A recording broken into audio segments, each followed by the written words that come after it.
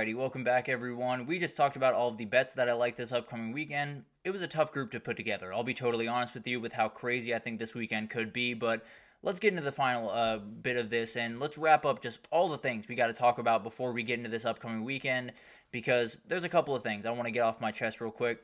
And we'll talk about Colby Young real quick here because Kirby Smart has suspended Colby Young from the team following his arrest on Tuesday morning. He was arrested on misdemeanor charges of battery and assault on an unborn child. Horrible. No two ways about that. And the story is allegedly through police reports that Young's ex-girlfriend came to his apartment and they were having an argument. Colby Young grabbed her by the arm, led her out of the room, closed the door, and continued a conversation he was having on the phone. He then later came out of the room, apparently picked her up by her waist and carried her out of his apartment and locked the door, obviously. So this is a ongoing thing. All of this is alleged. We'll figure out more details around this. He has been suspended from the team. We will figure out what comes forward with this. And this is the 8th arrest of UGA this year.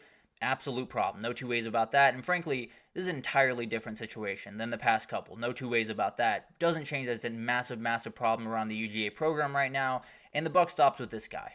Frankly, I know that Kirby Smart has done a lot of things to try to make sure that these things don't happen at his program. I know that he has withheld NIL payments. I know that he's suspended a number of players, including Colby Young. I know he's kicked players off the team, including Ra Thomas earlier this year. So, the buck stops with him. I'm not, letting Kirby Smart off the hook because this is his program. He talked about it earlier this week. He is responsible for all 130 of those kids, and that is a big responsibility, but the responsibility that he has. No two ways about that. He has done a lot of different things. He has checked a lot of different boxes. No two ways about that.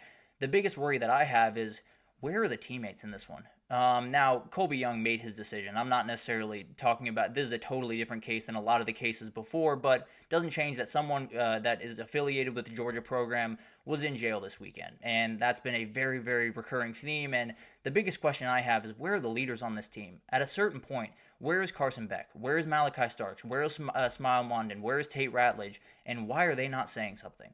Why is this something that this program is being defined by the things that are happening off the field now? It's no longer about how incredible this program is being built and Kirby Smart is building another Alabama and he's going to go on a dynasty run.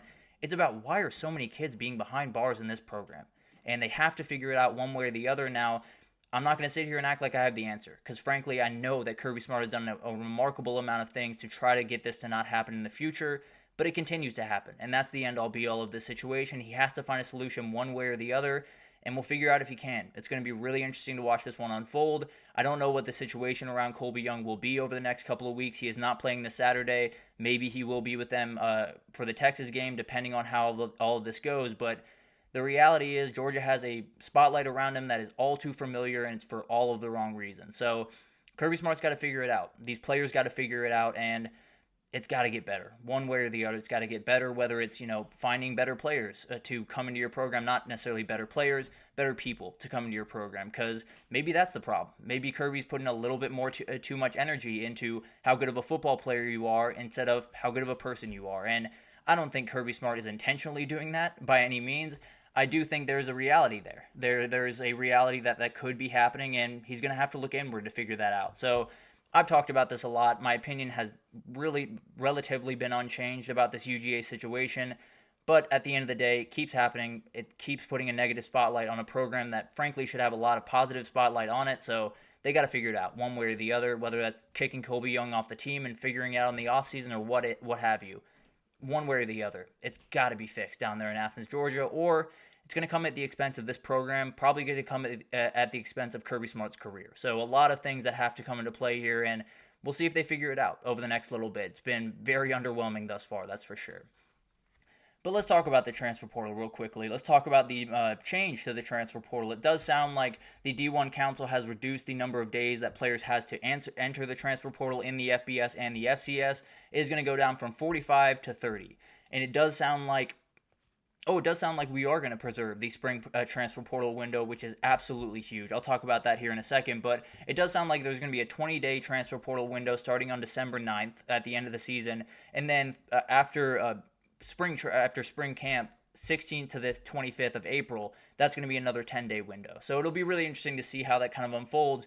I'm kind of in between on this decision. I very much like shortening the portal, of course. I don't want that to be remotely the biggest story in our sport by any means at any point in the season, frankly.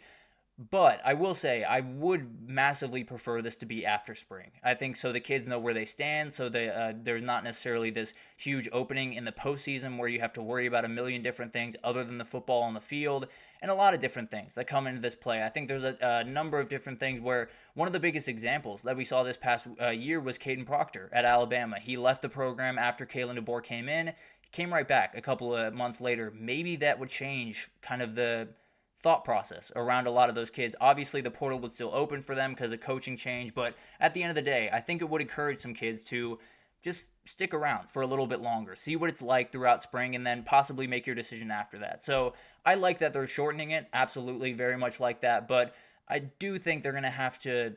I would prefer, I suppose, probably the best way to put it, I would prefer them put it at the end of spring and make this a little bit easier on the kids, definitely easier on the coaches, and just make this a little bit more manageable at the end of the day. But a step in the right direction at the end of the day. Some injury reports from around the country. Quinn Ewers will be the starter on Saturday for Texas. He is the QB1. He's the leader of this team. Anyone saying that Arch Manning should be the starter going forward, I frankly just believe you don't know the Texas offense. But at the end of the day, it will be Quinn Ewers under center. He is a huge player for this team and gets them a ton on that offensive side of the ball. And then you also have Derek Williams. He will be back for this game. It sounds like the safety, really talented sophomore safety for them, will be in the lineup. The one worry area for Texas is the punter position. Michael Kern pulled his groin late in that Mississippi State game. Sounds like he probably won't go. He's questionable right now. We'll see what happens there, but definitely will be something to watch and definitely could affect this game. Ian Ratliff, I believe, will be the punter if he's not, so something to keep your eye on. No two ways about that. And then on the OU side, it's not been nearly as nice to them. Deion Burks, their number one wide receiver this year, will not play in this game. Or it seems like he won't play. Maybe something happens before tomorrow that totally changes that. But as of right now, it seems pretty confident that he will not be on the field. That puts them without their top 5 wide receivers in this game. They've been absolutely just snake bitten on that wide receiver room. It's been an absolute nightmare for them to deal with. J.J. Hester, Brennan Thompson just got a lot more energy. And Brennan Thompson going up against his former team, maybe there's a little bit of juice in those legs. But moving on to Oregon, Ohio State, it does sound like Sione Luala is going to be in this game for Oregon, a huge player on the back end of that defense. Kamari Terrell is also going to be there. It sounds like Gary Bryant is back on the practice field, will be possibly on the field this upcoming weekend. A little bit unlikely, or it remains unlikely, but at the end of the day, one of those things that if he's on the field, he's going to make an effect on this game. And then on the Ohio State side, you got Carnell Tate back for this game. That's all the injury news. So you got to feel really good if you're an Ohio State fan. Nothing really too big to talk about other than it sounds like Carnell Tate will be back and they badly need him in this game.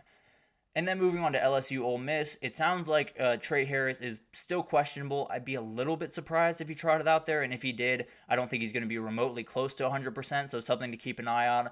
Princely Umanmielen is questionable in this game, as is J.J. Pegues. I expect both of them to go, so that'll be interesting to watch. And then Henry Parrish has had a lot of really kind of minor injuries.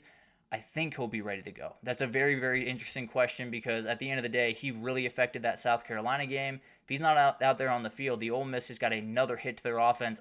I don't think Trey Harris is going to play. And that is a little bit of a gut reaction, a little bit of knowing the situation. But at the end of the day, I do think he's, regardless if he's on the field or not, that's not going to be 100% of Trey Harris, and that's a huge factor in this game. And then on the other side, it sounds like Kyle Parker is going to be out for this game, a huge, huge hit to this wide receiver group. Sounds like C.J. Daniels and Chris Hilton have questionable tags. So going to be interesting to see what the wide receiver situation is for LSU in this game. And frankly, if they have Aaron Anderson, if they have Kyron Lacey, I feel pretty good about where they are, especially with Mason Taylor. But definitely want as many options as you possibly can get. On the good news, it does sound like Caden Durham. It does sound like JVR Suggs. It does sound like Jalen Lee are all going to go in this game. And they badly need all of those guys, especially the two linemen. But frankly, Caden Durham, I think, could just outright take over this game on Saturday.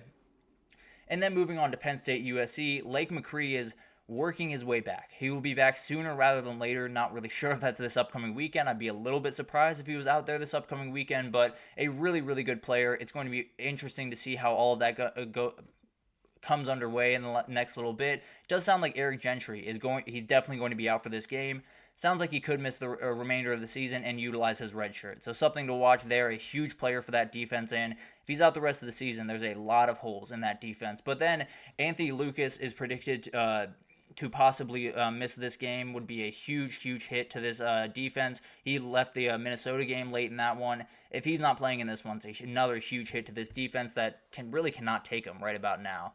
And then we got a couple of things for Penn State. It does sound like right tackle is going to be on the field. Anthony Dunco, a very talented guy and someone that had kind of been all over the place the first couple of weeks, had some injuries, had been on and off the field. He's going to be on the field this Saturday, it seems. And then you got the big one. You got Nicholas Singleton back, and you badly needed him back. He's a huge player for this team. Frankly, I think he could be the star of this game on Saturday. He's absolutely huge, and he's going to get rolling on this Penn State offense. I feel pretty confident in that.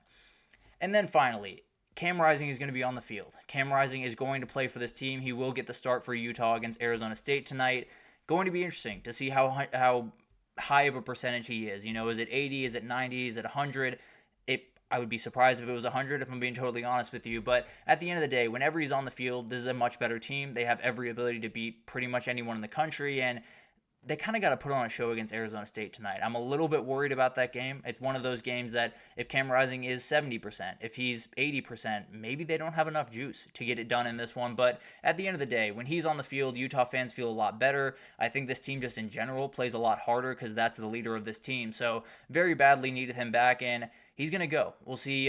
Hopefully he can stay on the field. Hopefully he can get through this game and continue on his run for Utah. But definitely something to watch on this Saturday night. So incredible weekend. I cannot wait for this one. Wanted to make sure you guys had all the injury news as we head into it because it's kind of a minefield out there. We're getting to that part of the season where a lot of guys are kind of finding their way onto and off of the injury report throughout the weekend, but we'll see what happens. We'll see who's on the field. If Trey Harris is not on the field for Ole Miss, a lot changes in a hurry. So definitely something to watch out there, and really all across the country. There's going to be some big-time injuries. That Oregon-Ohio State game is weirdly quiet. Oh, one update from that one. Actually, I almost forgot about it. There was some interesting news around Jordan Birch. There was some news that he was, carted off practice, and then there was news that he was totally fine. Didn't want to touch on it too much here because I didn't want to say one thing or the other, and either of them not be true, but something to watch. No two ways about that. If Jordan Birch cannot go in this game, it's a huge piece, especially stopping that run game for Ohio State. So a huge thing to watch in that game. Definitely one that I would keep my eye out on. Whether he's fine, I don't know. But at the end of the day, if he's on the field, then it's a huge boost. If he's not, then Ohio State's probably going to attack that side pretty consistently in this game. But going to be a crazy weekend. No two ways about that. Some big-time games, no doubt, but some really good under-the-radar games. Some games that you might not be able to fully tune into, but if you rewatch them, I promise you'll have a really good time. Frankly, one thing I'm really looking forward to from this weekend is just getting able to watch Travis Hunter and Ashton Jeanty at the exact same time. Cannot wait for that to get underway, but it's going to be an awesome weekend. Strap in for all of it, but that'll do it for this edition of the GSMC College Football Podcast brought to you by the GSMC Sports Network. Your support means a lot to us, so please remember to subscribe to the show, leave a positive review. It does make a huge difference for us. Also, follow us on Facebook, Twitter, TikTok, Instagram, all the social pages for all the content and updates you could possibly need. Enjoy this Saturday. It's as good as it possibly gets in college football, so strap in, enjoy it all. Thank you once again for listening, and I will see you guys on Monday to break it all down.